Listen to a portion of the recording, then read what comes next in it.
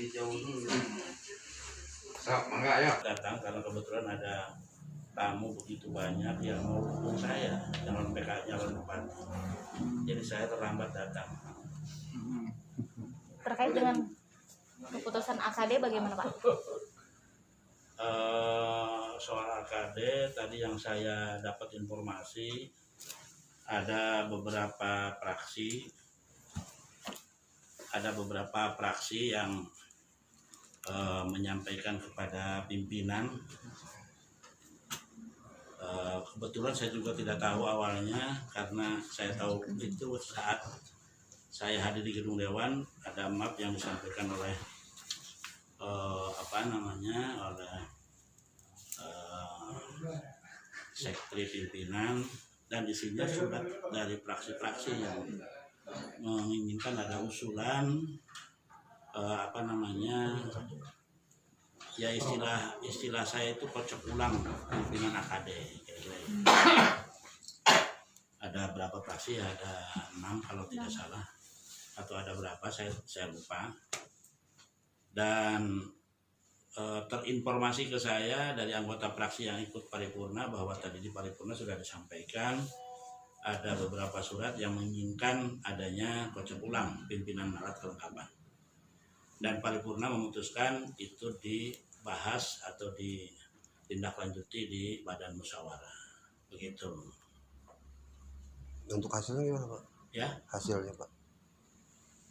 saya ikut hadir di rapat badan musyawarah karena diundang untuk rapat badan musyawarah, dan saya termasuk yang menyampaikan kepada dalam rapat badan musyawarah atas usulan fraksi-fraksi yang menginginkan adanya reposisi pimpinan alat kelengkapan. Kata saya, selama ini sesuai dengan kitab yang kita pegang dalam hal ini adalah tata tertib DPRD, selama itu sesuai, selama itu tidak bertentangan, ya sah-sah saja. Saya bilang begitu.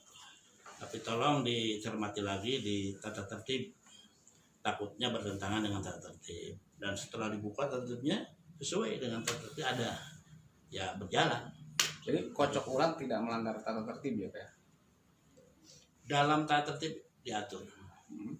Cuma saya nggak bawa ya. Kalau saya bawa nanti saya buka. Sebenarnya dalam tata tertib itu ada klausul yang menyebutkan bahwa pimpinan komisi, ketua, wakil ketua, sekretaris komisi itu selama 2,5 tahun. Tapi ada klausul yang kedua, yang berikutnya, bahwa dalam hal akan melakukan pergantian pimpinan komisi itu dilaksanakan atau dilakukan pemilihan kembali di komisi itu. Artinya walaupun belum 2,5 tahun, tatib itu memberikan ruang kepada komisi apabila ada reposisi pimpinan alat kelengkapan yang berupa komisi. Begitu. Oh, jadi tidak melanggar ya? Tidak melanggar. Tidak ya? Tidak melanggar. Pak, untuk porsi PKB sekarang di komisi berapa aja Pak? Di setiap komisi ada PKB, hanya posisinya sebagai anggota komisi. Berarti porsi ketua nggak ada Pak? Nggak ada, nggak dapat posisi ketua. Kemarin kan komisi 1 diketuai oleh dari PKB ya Pak ya? Komisi 1 diketuai oleh Sekarang Pak kan, Haji Gojali, ya, ketua komisi 1 dari fraksi PKB, dan atas kompromi yang dilakukan oleh beberapa fraksi, ternyata komisi 1 diganti atau berubah komposisinya. Pak Haji Gojali tidak lagi menjadi ketua komisi 1. Merasa tersingkir nggak Pak? PKB? Biasa aja. Diganti sama siapa Pak? Saya kurang tahu ganti siapa ya. Ibu Sautresna, Ibu Sautresna dari Golkar. Itu kan soalnya kan PKB waktu awal ya kemarin kan masih koalisi pemerintah lah, tanda kutip gitu ya Pak. Kok sekarang jadi nggak merasa tersingkir ya Pak ya? Enggak merasa tersingkir. Jadi gini, saya sudah sejak awal, sebelum dulu pada saat teman-teman kita Pak Haji Dede Ismailin dan kawan-kawan ini membentuk yang namanya Koalisi Kuningan Bersatu, betul ya? Saya sudah menyampaikan ke pers juga. Alat kelengkapan itu tidak segalanya. Ya. Apa yang saya maksud? Yang saya maksud adalah apakah anggota fraksi PKB ini menjadi ketua, menjadi wakil, menjadi sekretaris alat kelengkapan dewan, dan atau tidak menjadi ketua, tidak menjadi sekretaris, tidak menjadi wakil ketua alat kelengkapan dewan, bagi kami tidak ada masalah. Kenapa? Karena hakikatnya anggota dewan itu yang terpenting adalah pengabdiannya kepada rakyat. Jadi yang terpenting menurut kami bagaimana kiprah anggota dewan pada saat memperjuangkan harapan rakyat. Itu yang terpenting. Jadi kalau sekarang teman-teman kita di gedung ini melakukan reposisi soal alat kelengkapan, tidak ada masalah, biasa-biasa saja. Bagi kami seperti itu. Ya karena jangan, saya tadi barusan kumpul nih anggota fraksi itu, ngumpul. Ini kondisi seperti ini, semua menyatakan ya tidak apa-apa. Toh itu mungkin kesepakatan seperti yang dibangun oleh beberapa fraksi sehingga lalu kemudian jadilah kesepakatan seperti itu. Ya kita harus hormati. Saya selalu orangnya menghormati banyak orang atas sikap dan tindakannya. Kita hormati saja. Di kesepakatan itu PKB dilibatkan nggak Pak? Di kesepakatan yang mana? Sebelum Untuk adanya kocok ulang tadi. reposisi. Oh enggak, saya nggak tahu. Nggak tahu sama sekali. Berarti dadakan Saya ya? nggak tahu. Ya, Dadakan ya? walau alam. Apakah dadakan atau tidak? Karena kami kan tidak tahu skenario sejak awalnya. Walaupun kami sudah dikasih tahu rambu-rambunya sama Pak Haji Ismail. Begini begitu. Ya silakan aja. Saya orangnya kan mengalir aja. Nggak usah harus pusing-pusing lah. Toh pada akhirnya fraksi PKB tidak jadi ketua komisi Pak Haji Gojali ya. Saya tetap wakil ketua. Iya. Begitu kan? Betul. Pak kan ada anggapan nih Pak. Mungkin Pak Haji tadi nggak masalah gitu Ya. Orang-orang pengamat kan menilai bahwa PKB disingkirkan gitu Ya. dari koalisi pemerintah. Nggak apa-apa. Siapapun yang berpikiran ataupun yang mempunyai pendapat, yang mempunyai yang menilai itu sah-sah saja. Ada yang menilai PKB disingkirkan, ya nggak apa-apa. Asal jangan PKB yang menyingkirkan diri, gitu kan. Ya. Kalau disingkirkan berarti ada orang yang menyingkirkan, Nah, betul kan? Ya. Siapa orang itu? Yang nggak usah dibahas lah. Yang begitu-begitu kan saya sudah tahu sejak dulu. ya. Berarti- Kira-kira analisisnya, asumsinya, kenapa Pak? PKB kenapa bisa disingkirkan? Ya wallahu alam, nanyanya ke yang menyingkirkan dong yang begitu. Oh, ya. Kalau nanya ke saya jadi bingung. Kenapa ya? Kalau mau nanya kenapa disingkirkan, nanyanya ke yang menyingkirkan. Atau barangkali terlalu vokal gitu kan PKB selalu. Wallahu alam. Vokal kalau untuk kepentingan rakyat kan nggak masalah. Es. Kalau saya vokal di gedung ini, lalu kepentingan adalah untuk kepentingan pribadi saya atau untuk kepentingan kelompok saya, itu nggak bagus. Tapi kalau saya vokal memperjuangkan harapan rakyat, saya vokal menyuarakan harapan rakyat, saya siap berhadapan dimanapun. Ngapain harus pusing? Kan begitu.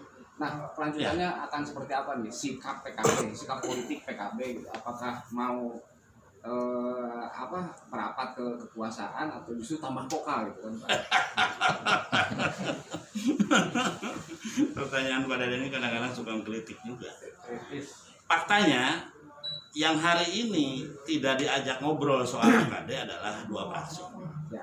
Fraksi PKB dan fraksi Gerindra ya, Pak Haji Reza. Ya. Tidak diajak ngobrol ya.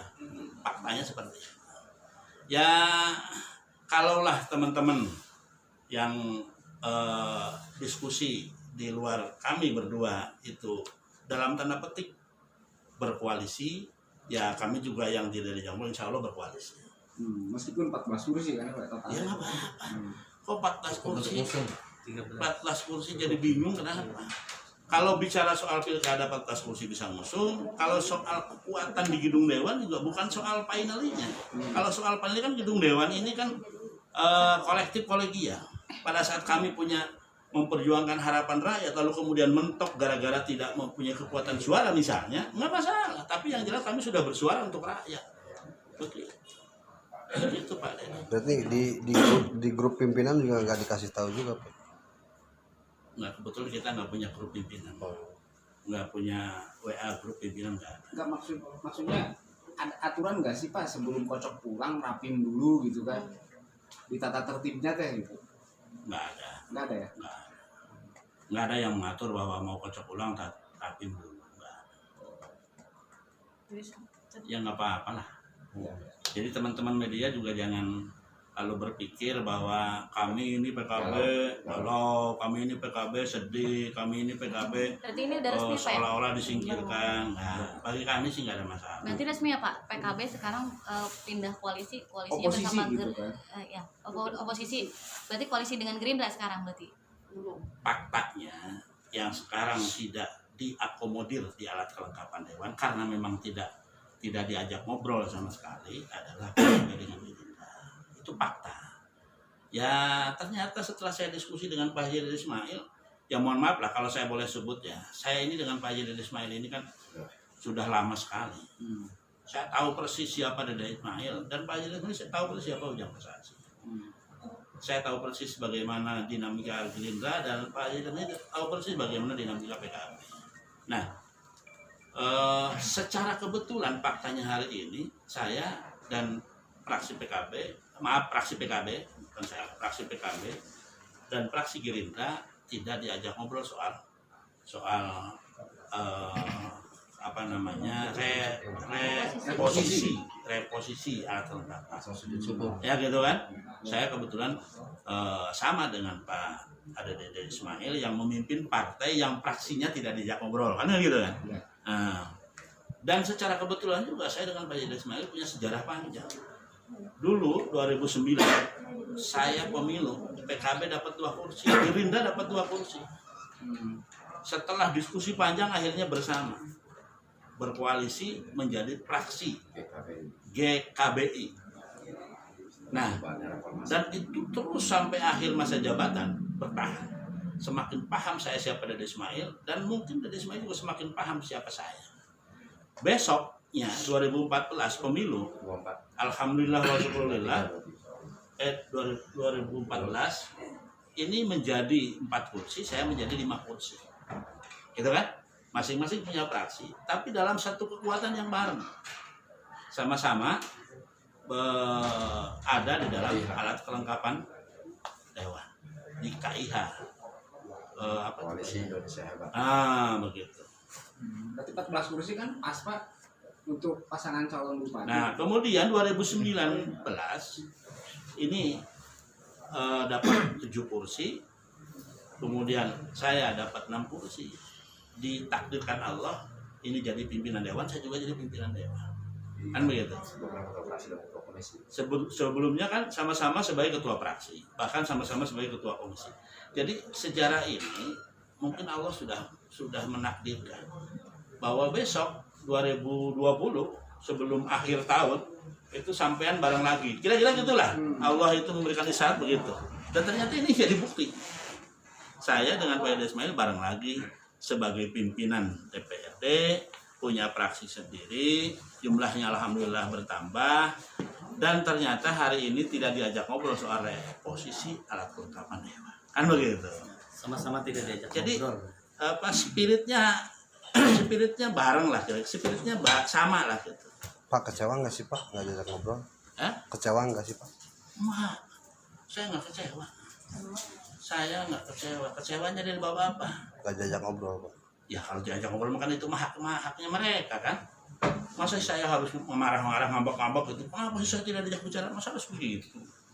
Tidak boleh dong, ya kan? Berarti nyalon pilkada, nyalon bupati mau serius ya Pak? Sejak dulu kan saya udah ngomong. Oh ya. Saya itu kemarin dengar sendiri kan, Pak Mas Yajil sebagai wakil ketua umum DPP PKB, beliau adalah ketua pemenangan momentum politik baik pileg maupun pilkada, itu sudah menyampaikan. Udah dengar sendiri kan, ya. Para mass media ini udah dengar sendiri bagaimana wakil ketua umum komandan kami menyampaikan seperti itu. Dan itu saya kira nggak haram kok.